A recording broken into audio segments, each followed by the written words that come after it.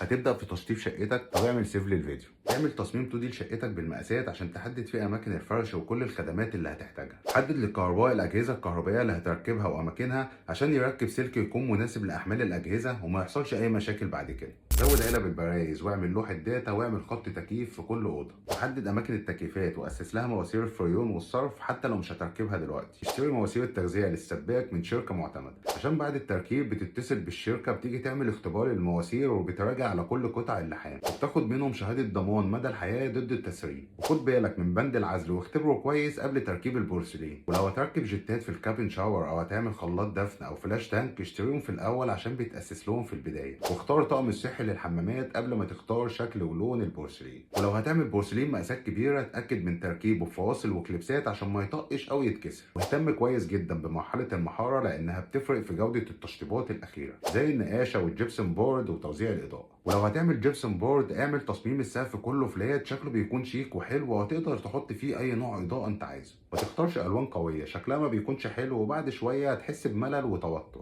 وعشان بيتنا أفضل مكان للراحة والهدوء اختار ألوان ناتورال مع تجاليد الخشب واعتمد على توزيع الإضاءة الدافية. والأحسن يكون عندك كذا مصدر إضاءة في البيت.